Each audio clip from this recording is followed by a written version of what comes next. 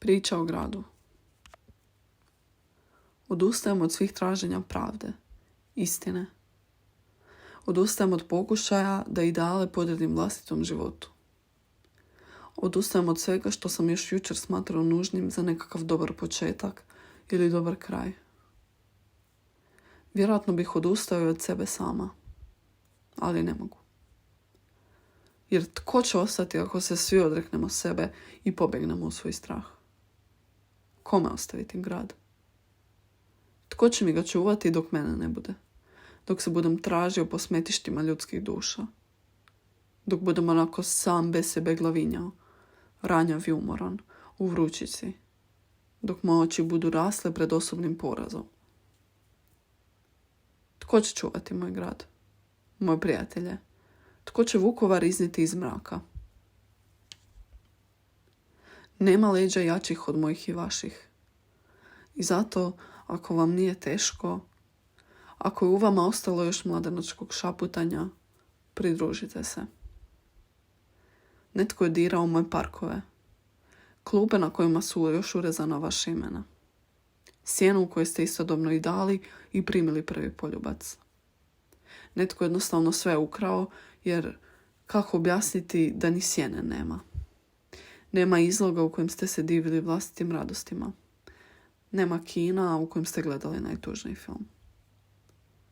Vaša je prošlost jednostavno razorena i sada nemate ništa. Morate iznova graditi. Prvo svoju prošlost, tražiti svoje korijenje, zatim svoju sadašnjost. A onda, ako vam ostane snage, uložite je u budućnost. A grad, za nj ne brinite. On je svo vrijeme bio u vama, samo skriven, da ga krvnik ne nađe. Grad, to ste vi.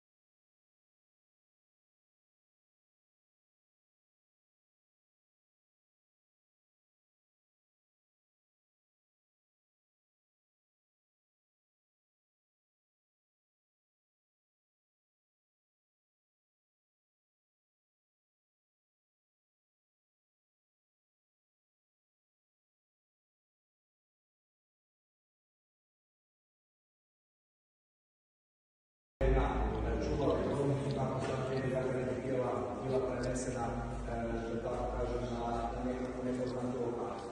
Ovdje ova vrata što vidite što smo nije ušli kroz njih, ona su bila zaključana, međutim kad je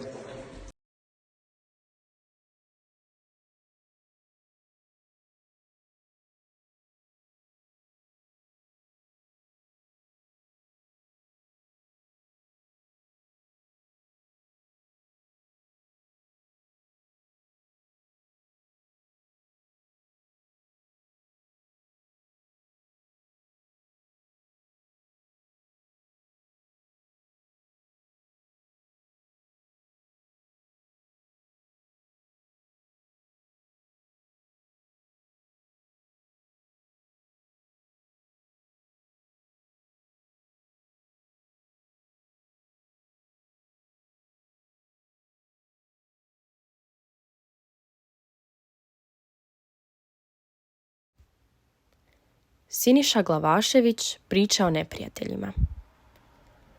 Život je pun zagonetki, ali najzagonetnije je to kako od prijatelja nastaje neprijatelj. Jeste li ikad pomišljali zašto je lakše steći neprijatelja nego li prijatelja? Cijeli sam život želio biti okružen dobrim, vrijednim ljudima koje svi poštuju i vole. Sreća je bila na mojoj strani, barem do sada. Ostao sam u ruševinama Vukovara, ali s ljudima uzdignuta čela. Mnoge od njih nisam ni poznavao. Mnogi od njih još jučer nisu bili ni svjesni svoje snage. Vjerujte, najljepše što vam se sada u Vukovaru može dogoditi jest da uđete u prostoriju punu ljudi i sa svima se pozdravite. Često i ne znate, ali događa se da vaši pozdravi, vaše iskrene i dobre želje ostanu u sjeni nečije mržnje. Jedino što možete jest upitati se jeste li baš vi to zaslužili. To doduše neće smanjiti nastalo neprijateljstvo, ali će vam umanjiti tugu, a može se čak dogoditi da se mržnja zanese u svojoj jarosti pa da samu sebe pretvori u prah, u ništa.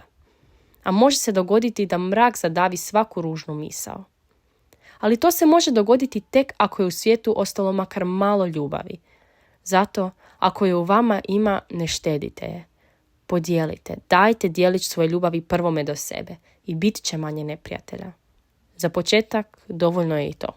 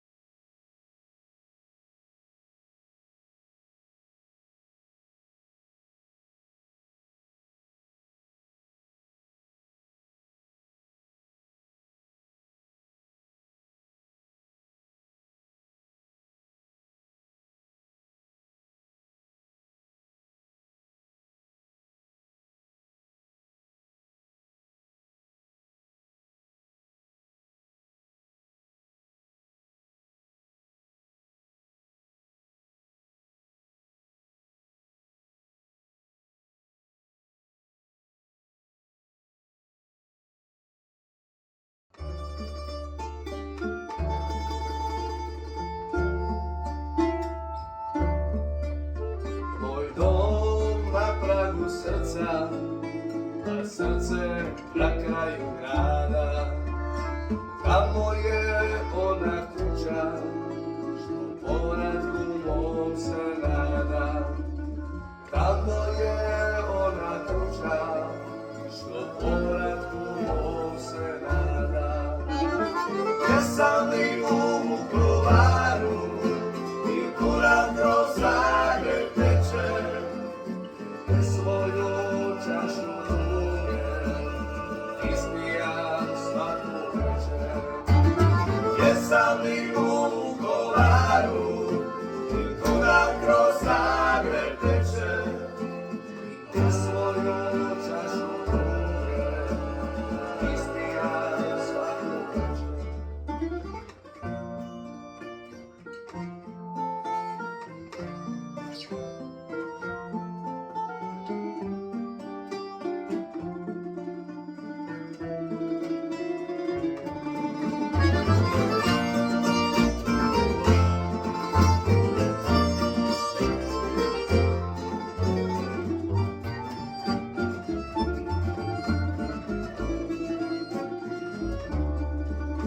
Moj dom na kraju duše, a duša poneko tuge. Ja samo povratak sanja, nemam snove druge. Ja samo povratak sanja, nemam snove druge. Jesam li u Vukovaru, ili kuda kroz Zagreb teče, i svoju čašu tuge ispija svaku večer.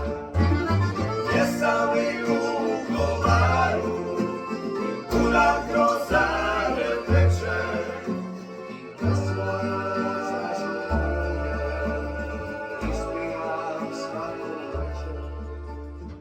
I svoju čašu tuge ispija svaku večer.